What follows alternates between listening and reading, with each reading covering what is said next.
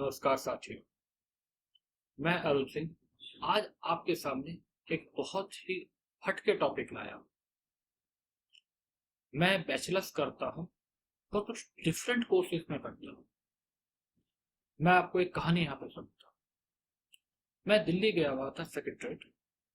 वहां मेरी बात हुई कमिश्नर साहब से, फैमिली रिलेशनशिप।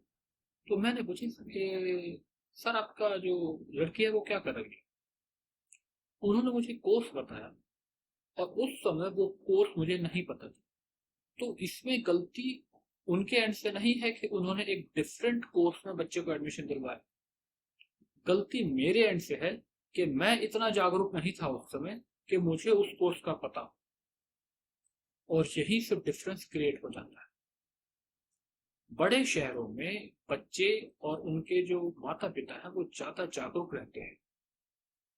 कॉलेजेस उनके बहुत पास हैं, तो उनको उन कॉलेजेस के कुछ डिफरेंट या स्पेशलाइज्ड या एक्सपर्ट कोर्सेज का पता रहता है।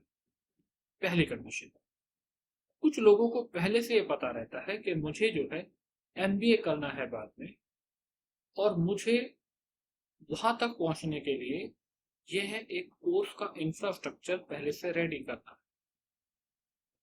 तो वो इन स्पेशलाइज्ड कोर्सेज को बैचलर्स को करते हैं, जिनकी इंडस्ट्री में एक बहुत बड़ी और अलग से डिमांड है। और वो डिमांड ऐसी है कि वो खत्म नहीं होती।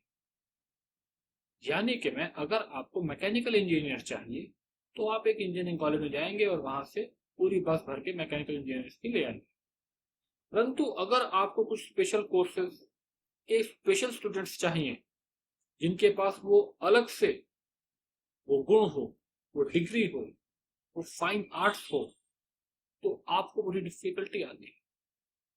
कंपनीज भी ढूंढती हैं कि क्या यार ये टैलेंट किस स्टूडेंट में मिलेगा।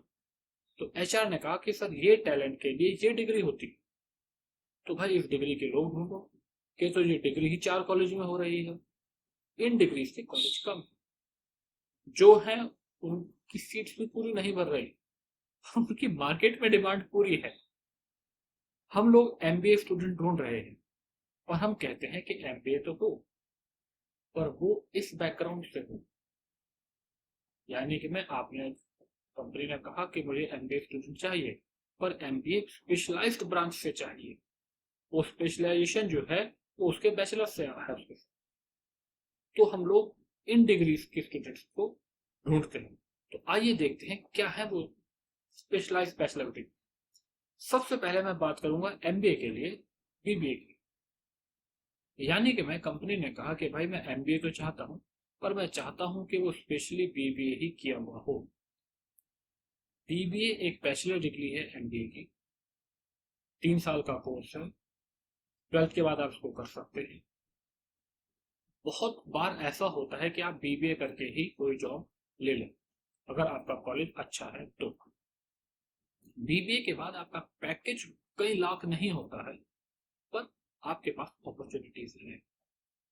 अगर मैं स्पेशलाइज कोर्स की बात करूं और आगे बढ़ूं, तो मुझे पहला कोर्स मिलता है bachelors in banking and insurance. एक नाम ही अलग है। बेसिकली हो क्या रहा है कि आपने बैचलर्स किया कॉमर्स में। कॉमर्स करके आपने एक जनरल कॉमर्स का आइडिया लिया, परंतु आपको तो पता था कि यार मुझे बैंकिंग एंड इंश्योरेंस में जाना है। यानी कि मैं आप कॉन्फिडेंट थे, आपको अपना डेस्टिनेशन पता था कि मुझे बैंकिंग में और इंश्योरेंस में जाना है। तो आप क्यों कॉमर्स के लिए जाएंगे, क्यों जनरल कोर्स के लिए जाएंगे। आप स्पेशलाइज कोर्स करेंगे bachelors in banking and insurance. वैसे तो 80% आपकी जॉब इस बैचलर्स के बाद ही लग जाएगी, पर आप कहते हैं यार खाली जॉब मुझे नहीं चाहिए, मुझे तो बहुत बड़ा जॉब चाहिए। तो आप इसके ऊपर एमबीए कर लीजिए। वो डायरेक्ट करना है कि कुछ साल के बाद करना है, कैसे करना है, उसको मैं अलग वीडियो में कवर कर चुका हूँ, आप उसको देखिए। पर आपको एक स्पेशलाइज्ड जॉब के लिए रेडी करता है। 3 साल का कोर्स है, 12th के बाद कर सकते हैं। मिनिमम रिक्वायरमेंट 50% की है। मैंने इसी बीबीआई को लेके जॉब पोर्टल पे चेक किया, तो 5 से 8 साल एक्सपीरियंस के आदमी के लिए 6 से 9 लाख रुपए का पैकेज वो देते हैं। BCom with minimum 5 years of experience, bachelors in banking and insurance उनको चाहिए था। मैं आगे चलता हूं। बैचलर्स ऑफ फाइनेंशियल मार्केट्स, आपने ऑरेकल कंपनी का नाम काफी सुना होगा, बहुत बड़ी कंपनी। वो इन लोगों को डायरेक्ट रिक्रूट कर रही है। अगर आपके पास BFM या BAF की डिग्री हो विथ 50% स्कोर रेलिवेंट, तो आपका ऑरेकल में डायरेक्ट जॉब है। क्या है ये BFM, bachelor of financial market? ये करते क्या है? देखिए, अगर आप स्टॉक मार्केट्स में, इक्विटी मार्केट्स में जाते हैं या टीवी पे देखते हैं कि भाई XYZ टीवी पे बैठा है स्टॉक मार्केट को लेकर, तो क्या किया होगा उसको कि जी इसने जरूर MBA फाइनेंस में किया। भाई फाइनेंस में अगर MBA किया है तो ये फाइनेंस को मैनेज करेगा,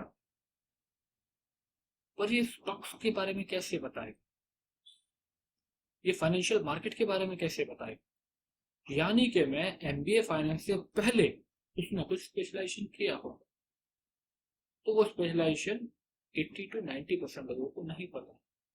जिनको पता है वो उसका फायदा उठाते हैं। तो वो है ये course, bachelor of financial marketing. बहुत महंगा कोर्स नहीं है, परंतु बहुत काम का कोर्स है।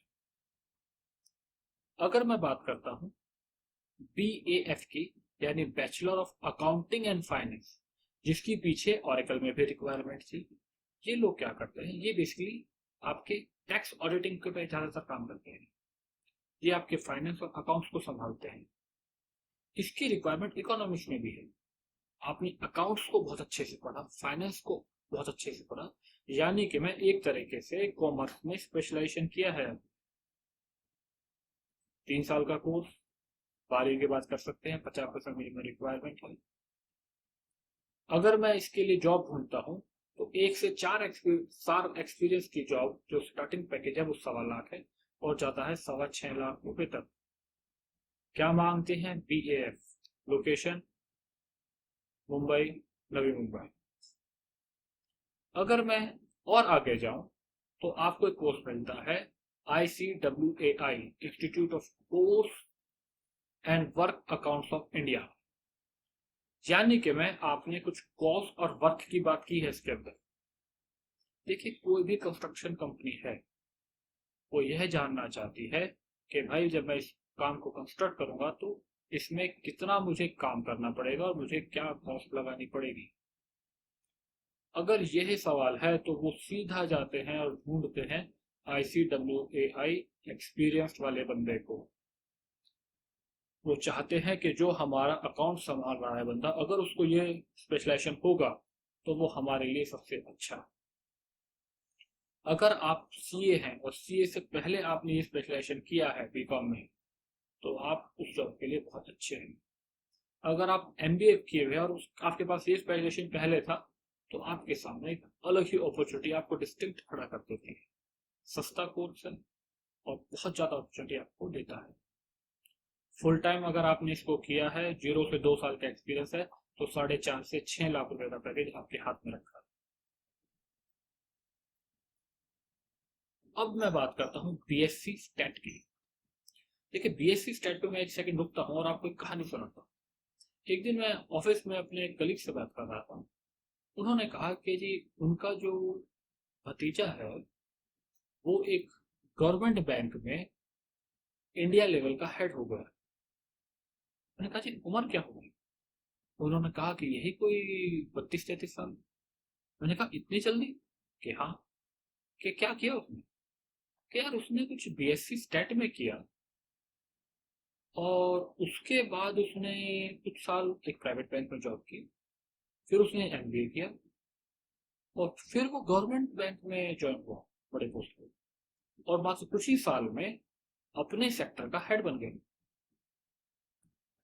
तो मैंने पूछा कि BSc स्टैट से क्या होता है? देखिए, स्टैटिस्टिक्स में क्या सिखाते हैं आपको? स्टैटिस्टिक्स में सिखाया जाता है कि ये एक ग्राफ है, ये कुछ गणनाएं हैं जो BSc के स्टूडेंट को सिखाई जाती है। इट्स साइंस का, ये कॉमर्स का काम नहीं है।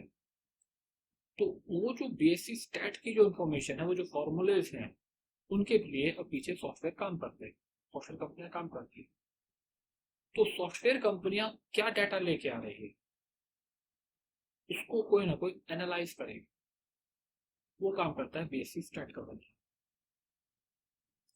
जितना भी स्टैटिक्स का जॉब मार्केट में है, बिजनेस एनालिस्ट का जॉब मार्केट में है, उसके लिए ये स्पेशलाइज्ड डिग्री है। उसने पहले इसको लेके प्राइवेट कंपनी में काम किया, 2 साल 3 साल 4 साल किया होगा। उसके बाद उसने 2 साल का एमबीए किया।